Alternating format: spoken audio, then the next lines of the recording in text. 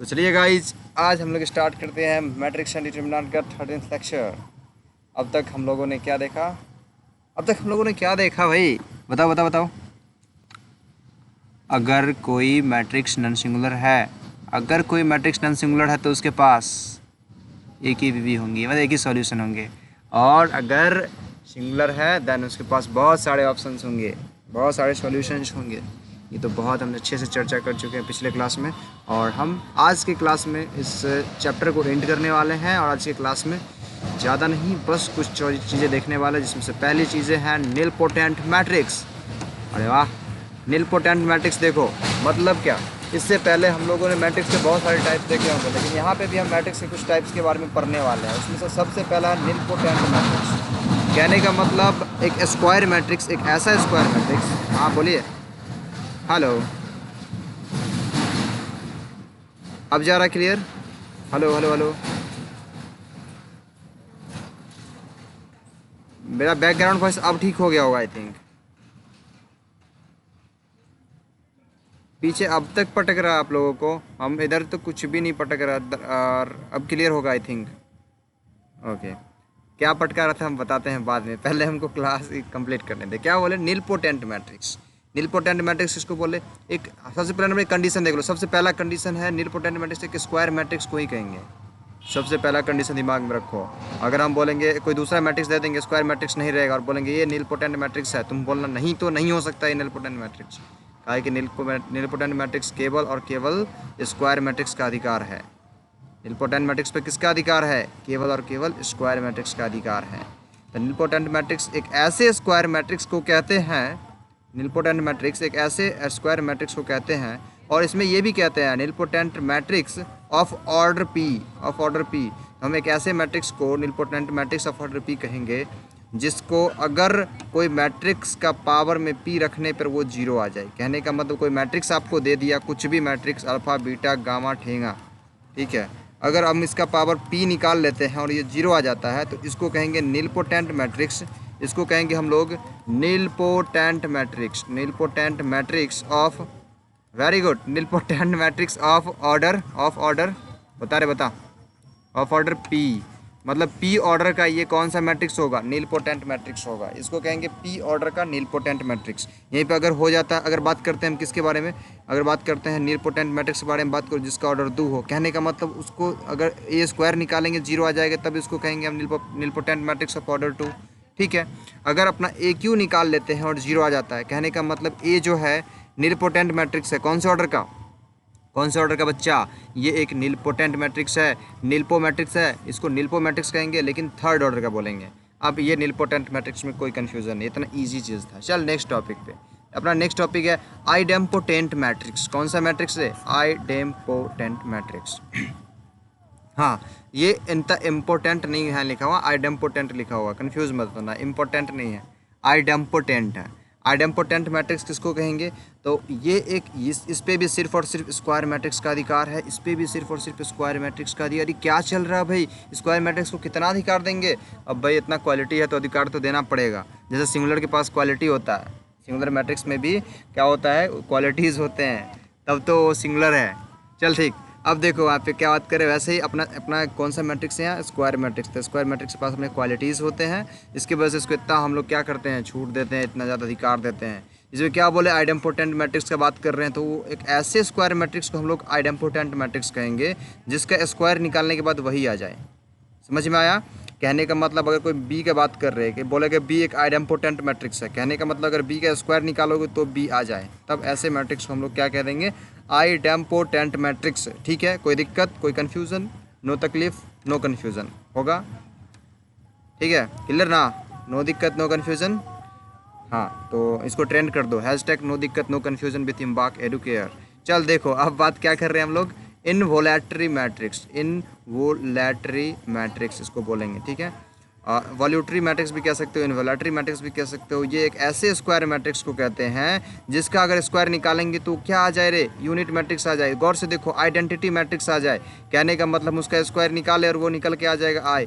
किसी मैट्रिक्स का स्क्वायर निकाले, आई निकल के आ गया, कहने का मतलब ऐसे मैट्रिक्स को हम लोग क्या बोलेंगे, इनवॉल्यूटरी मैट्रिक्स। ये सारे के सारे क्वेश्चंस अगर ऐसे मैट्रिक्स से क्वेश्चन आएंगे तो आपके सिर्फ और सिर्फ ऑप्शनल क्वेश्चन आएंगे, कहने का मतलब ऑप्शन दिया हुआ रहेगा, बहुत सारे मैट्रिक्स को पूछा जाएगा, इसमें से बताओ कौन सा आइडेम्पोटेंट मैट्रिक्स है, बोलेगा इसमें से बताओ कौन सा इन्वॉल्यूटरी मैट्रिक्स है।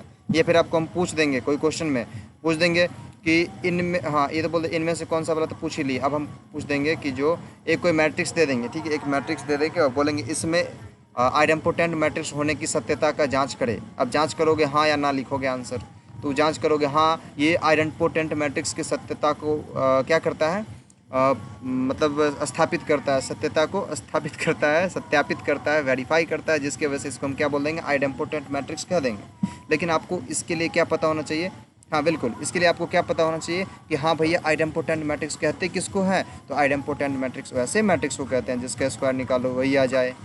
नीलपोटेंट मैट्रिक्स किसको कह रहे थे, तो नीलपोटेंट मैट्रिक्स किसी मैट्रिक्स का पावर कुछ लिख दो और वो फिर से क्या हो जाए, जीरो आ जाए। किसी मैट्रिक्स को कितना पावर, कितनों पावर करो और अगर जीरो के बराबर आ जाए तो उसको कहेंगे हम लोग कौन सा matrix, nilpotent matrix of order P. वहीं पे अगर बात करेंगे इनवॉल्यूटरी मैट्रिक्स का, हाँ इसको नीलपोटेंट मैट्रिक्स कहते थे, पीछे देखो, हाँ बिल्कुल इसको नीलपोटेंट मैट्रिक्स कहते थे, ये वाला पढ़ा था नीलपोटेंट। नीलपोटेंट देखो नाम में ही है नील, नील मतलब कि स्क्वायर करो जीरो, मतलब किसी भी कोई भी पावर निकालो अगर जीरो आ जाएगा तो उसको कहेंगे क्या, नीलपोटेंट। हाँ नील मतलब जीरो, नील होना चाहिए इसका, नील नल्ला है बच्चा, ठीक है, नील नल्ला है। देखो अभी आइडेम्पोटेंट में क्या बोले हम, उसका स्क्वायर निकालो वही आ जाए, और इनवॉल्यूटरी मैट्रिक्स में बोले उसका स्क्वायर निकालो वो क्या आ जाए, आइडेंटिटी मैट्रिक्स आ जाए। ओके, अब देखो एक और मैट्रिक्स आपके सामने आएगा, ऑर्थोगोनल मैट्रिक्स। अब ये ऑर्थोगोनल बच्चा कौन सा है, अब ऑर्थोगोनल आपको बता रहे हैं, ये इस पर भी सिर्फ और सिर्फ किसका अधिकार है, गौर से देखो रे, इस पर भी स्क्वायर मैट्रिक्स का अधिकार है। तो ये हाँ बिल्कुल एक स्क्वायर मैट्रिक्स ए, मतलब एक ए स्क्वायर मैट्रिक्स मान लेते हैं, उसको हम ऑर्थोगोनल कब कहेंगे, उसको ऑर्थोगोनल तभी कहेंगे जब हम उस मैट्रिक्स को उसके ट्रांसपोज के साथ मल्टीप्लाई करें और वो आइडेंटिटी मैट्रिक्स बन जाए। मतलब क्या कहना चाह रहे हैं, वो एक मैट्रिक्स दे दिया, उसको हम उसके ट्रांसपोज को निकालें और उसी के साथ मल्टीप्लाई कर दिए और वो फिर से अगर मतलब आइडेंटिटी मैट्रिक्स आ जाए तो ऐसे मैट्रिक्स को हम लोग क्या कह देंगे, ऐसे ए वाले मैट्रिक्स को हम लोग ऑर्थोगोनल बोल देंगे, ऑर्थोगोनल, ऑर्थोगोनल। लेकिन हम इस ऑर्थोगोनल को एक प्रूव भी कर सकते हैं, लेकिन हम आई थिंक बोलोगे तो प्रूव करेंगे, नहीं तो आगे बढ़ेंगे। अगर प्रूव करेंगे तो आप लोग को वेक्टर याद होना चाहिए, वेक्टर संजीत सर पढ़ाएं, सबको याद है क्या, वेक्टर का डॉट प्रोडक्ट याद है सबको, वेक्टर का डॉट प्रोडक्ट सबको याद, देन इसको हम प्रूव कर देंगे। ओके देन देखो प्रूव करते हैं। ओके देखो एक मैट्रिक्स अपना एक, अरे हम आप लोगों का बात कर रहे हैं, आप लोग को याद होगा देन तो बहुत जल्दी निकलेगा ना, काहे कि हमको चैप्टर अभी फटाफट फटाफट खत्म करना है। चल देखो, काहे कि चैप्टर जब खत्म होता है तो बहुत मज़ा आता है। देखो चार्ज अपना कितना 25% है, इसीलिए भी बात कर रहे थे हम लोग। देखो अपना क्या है, एक मैट्रिक्स है A1 A2 A3, A1 A2 A3, B1 B2 B3, B1 B2 B3, C1 C2 C3। अब बात कर रहे हैं ये ऑर्थोगोनल है, इसका वेरीफाई करो। अगर ये ऑर्थोगोनल होगा, will be orthogonal, will be orthogonal, ये ऑर्थोगोनल कब होगा, इसको ऑर्थोगोनल हम कब कहेंगे, जब इसको, इस मैट्रिक्स को इसी के ट्रांसपोज के साथ मल्टीप्लाई करेंगे तो वही आ जाएगा। तो हम क्या करेंगे, इस ए जो है ना, ए एक वेक्टर मान लेंगे, इस वेक्टर को क्या कहेंगे, ऊपर वाले रो से एक वेक्टर बना लेंगे, A1 I cap plus A2 J cap plus A3 K cap, ठीक है। ये अपना एक मैट्रिक्स ए मैट्रिक्स। एक बी मैट्रिक्स को मतलब बी फैक्टर, बी फैक्टर किसको बोलेंगे, B1 I cap plus B2 J cap plus में क्या रे, प्लस में क्या रे, B3 K कैप। अगला बात कर रहे हैं अगर सी फैक्टर का, तो वो क्या आएगा, C1 I cap plus C2 J cap plus में क्या रे, प्लस में C3 K कैप। ये हो गया।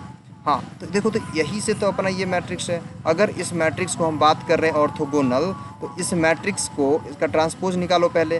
जब इसका ट्रांसपोज निकालोगे तो बच्चा क्या आ जाएगा, A1 A2 A3, B1 B2 B3, C1 C2 C3। रो को कॉलम में बदल दिए, कोई दिक्कत, इसी को ना कहते हैं ट्रांसपोज रे, इसी को ना कहते हैं ट्रांसपोज। अब क्या करेंगे हम, अगर हम इस ए को इसके ट्रांसपोज ऑफ ए के साथ मल्टीप्लाई करें तो अगर वो वही आइडेंटिटी मैट्रिक्स आ जाए, अगर वो आइडेंटिटी मैट्रिक्स आ जाए तब हम इसको कह देंगे, इस ए को हम कह देंगे चल भैया तू समझ गए, तू ऑर्थोगोनल है। चलो हम इसको मल्टीप्लाई करके देखते हैं। किसको मल्टीप्लाई करेंगे? ए इंटू में अब ट्रांसपोज ऑफ ए निकालेंगे। कहने का मतलब अपना एक मैट्रिक्स था, कौन सा मैट्रिक्स था? A1 A2 A3, B1 B2 B3, C1 C2 C3, ये मैट्रिक्स था। ओके, इसको मल्टीप्लाई कर रहे हैं किससे? A1 A2 A3, B1 B2 B3, C1 C2 C3 से। चल बच्चा इसको मल्टीप्लाई कर। जब मल्टीप्लाई करेगा तो क्या आएगा? ऊपर में गौर से देखो, जब मल्टीप्लाई करेगा तो A1 A2 A3 और A1 A2 A3, इसको मल्टीप्लाई करके यहाँ पे लाओगे, ये नहीं लाओगे रे। अब ये दोनों को मल्टीप्लाई करोगे, कहने का मतलब क्या? इस ए वेक्टर को इस ए वेक्टर के साथ मल्टीप्लाई करोगे। कहने का मतलब यहाँ A vector in dot A vector आएगा। फिर अगर इस ए वेक्टर को मतलब इस रो को इस कॉलम के साथ मल्टीप्लाई करोगे तो क्या हुआ? इसका मतलब हो गया तुम्हारा ए वेक्टर डॉट बी वेक्टर हो गया। हाँ, ऐसे ही अगर इसके साथ मल्टीप्लाई करोगे तो क्या हो जाएगा? ए वेक्टर डॉट सी वेक्टर हो जाएगा। Very good. अगर अगला बात किया तो क्या हो जाएगा? अगला बात किया तो क्या हो जाएगा? बी वेक्टर डॉट कौन सा? B vector dot A vector. अगला बात करेगा तो B vector dot B vector. यहाँ पे क्या होगा? B vector dot C vector. Very good. यहाँ पे क्या होगा? बी वेक्टर नहीं, यहाँ पे सी वेक्टर आएगा ना रे, यहाँ पे वेक्टर सी। Very good. यहाँ पे क्या आएगा? C vector dot B vector और यहाँ पे आएगा C vector dot C vector. अब इसका वैल्यू किसी को पता है क्या? डॉट प्रोडक्ट निकालने आता है क्या? आपको बताया गया होगा, अगर ए डॉट बी है, A dot A vector dot B vector, कहने का मतलब A B cos theta, A B क्या रे? Cos theta, A B cos theta बताया गया होगा आपको। ओके, लेकिन आपको जो ये पूरा का पूरा कंडीशन हम बताइए है ना, तो अगर इस मैट्रिक्स का बात करेंगे तो आपको जो यहाँ पे हम जो भी वेक्टर दिए थे तो ये कब अति हो पाएगा? कहने का मतलब आपका कौन सा मैट्रिक्स बोल रहे थे? ऑर्थोगोनल। इसके लिए आपको क्या ए का जो मैग्नीट्यूड होगा ना, ए का मैग्नीट्यूड वो उसको 1 होना पड़ेगा, बी के मैग्नीट्यूड को 1 होना पड़ेगा और सी के मैग्नीट्यूड को 1 होना पड़ेगा। Magnitude of A, magnitude of B, magnitude of C. कहने का मतलब अगर हम इसका डॉट प्रोडक्ट निकालने जा रहे हैं तो क्या होगा? ए डॉट ए, कहने का मतलब क्या? ए का मैग्नीट्यूड गुने ए का मैग्नीट्यूड और गुने में कॉस थीटा। अगला का बात करेंगे तो क्या हो जाएगा? ए का मैग्नीट्यूड गुने में बी का मैग्नीट्यूड और गुने में कॉस थीटा। अगला में का बात करेंगे तो वो होगा, ठीक है, लेकिन हम इसको इतना ज़्यादा गंदा नहीं करेंगे और सीधे निकाल करके देखेंगे। अगर इसका मैग्नीट्यूड निकालना चाहेंगे तो क्या निकल के आएगा बताओ रे? ए गुने ए, मतलब सबका मैग्नीट्यूड तो हम 1 मान लिए हैं तो 1 गुने 1 तो 1 हो गया। और कॉस थीटा बताओ रे, ए वेक्टर का ए वेक्टर के साथ एंगल कितने होगा? मतलब वही वेक्टर का उसी वेक्टर के साथ एंगल कितने होगा? 0 डिग्री होगा कि नहीं रे? होगा कि नहीं? तो कॉस 0 होगा ना रे, समझ में आया? कॉस 0। अब कॉस 0 क्या हो जाएगा? कॉस 0 1 हो जाता है, ठीक है, कॉस 0 1 हो जाता है। तो ये वाला जितना एंगल होगा सबके जगह पे वैल्यू कितने आ जाएगा? 1 आ जाएगा। लेकिन अगर हम लोग वही A vector dot B vector निकालते हैं, A vector dot C vector निकालते हैं, B vector dot C vector निकालते हैं, अदर कोई भी वेक्टर का डॉट प्रोडक्ट निकालते हैं तो वो अपना निकल के कितना आता है? वो अपना निकल के यहाँ पर में मतलब यहाँ पर जो एंगल होगा ना, इस टाइप का एंगल होगा जिससे उसका वैल्यू निकल के आएगा 0, ठीक है, इसका वैल्यू 0 निकल के आना चाहिए। अब 0 वेक्टर निकल के क्यों आना चाहिए आपको वो बताते हैं। अगर वो 0 होगा तभी अपना क्या होगा, ये अपना बताते हैं। वो अगर 0 होगा तभी ये ऑर्थोगोनल मैट्रिक्स संभव है। वो कैसे बताते हैं? अगर ये देखो, हम जिसको इसको हाईलाइट कर रहे हैं उसका वैल्यू बताओ। A dot A, B dot B और सी डॉट सी, इसका वैल्यू कितने होगा? 1 होगा कि नहीं बताओ? ये 1, हाँ ये 1 होगा, ये 1 होगा और ये 1 होगा। बाकी को 0 अगर हम कर देते हैं, देखो तो बाकी को अगर 0 कर देते हैं वैल्यू, तब तो ये आइडेंटिटी मैट्रिक्स हो गया। आइडेंटिटी मैट्रिक्स हुआ ना रे। और ये आइडेंटिटी मैट्रिक्स अगर इस दोनों को मल्टीप्लाई करने के बाद अगर आइडेंटिटी मैट्रिक्स हो जाता है तभी तो हम इसको क्या कहते हैं? तभी तो हम इसको क्या कहते हैं? Orthogonal matrix. और इसको आइडेंटिटी मैट्रिक्स होने के लिए क्या करना पड़ेगा? ये सब का सब 0 होना पड़ेगा, सब का सब 0 होना पड़ेगा। इसको जो मतलब हाईलाइटेड नहीं है, जिसको अभी हाईलाइट करेंगे हम दूसरे कलर से, इस कलर से, इस समझ में आया? समझ में आया बच्चा? Very good. तो 0 किसको किसको होना पड़ेगा? ए डॉट बी बराबर किसको? ए डॉट सी बराबर किसको? बी डॉट ए बराबर किसको? बराबर सी डॉट ए। बैटरी मेरा ऑफ होने वाला है, ठीक है। सी डॉट ए बराबर क्या? C dot B. इसको क्या होना पड़ेगा रे बताओ? 0। अरे रुक रे बच्चा रुक, ये अपना होना पड़ेगा। ये तो समझ में आ गया, ऑर्थोगोनल मैट्रिक्स में कुछ भी दिक्कत नहीं। अब देखो एक सबसे लास्ट मैट्रिक अपना यूनिटरी मैट्रिक्स। यूनिटरी मैट्रिक्स एक ऐसे स्क्वायर मैट्रिक्स को कहते हैं समझे, यूनिटरी मैट्रिक्स जिसमें क्या होगा, जिसमें अपना ए को उसके क्या, उसके कॉम्प्लेक्स कंजुगेट के साथ मल्टीप्लाई करोगे लेकिन उसके ट्रांसपोज के साथ, और वो आइडेंटिटी मैट्रिक्स आ जाए। कहने का मतलब ये भी तो ऑर्थोगोनल मैट्रिक्स के तरह दिख रहा है, ये ऑर्थोगोनल मैट्रिक्स की तरह दिख रहा है, लेकिन ऑर्थोगोनल मैट्रिक्स में क्या था, ए को उसके ट्रांसपोज के साथ मल्टीप्लाई करके आ रहा था, लेकिन इसमें ए को उसके कॉम्प्लेक्स कंजुगेट के साथ, ए डैश क्या हो जाएगा, ए डैश हो जाएगा complex conjugate of A, complex conjugate of A, conjugate of A. अभी कॉम्प्लेक्स कंजुगेट क्या होता है, तो कॉम्प्लेक्स नंबर एक मान लेते हैं, कोई कॉम्प्लेक्स नंबर ए प्लस आई भी है, ओके, ए प्लस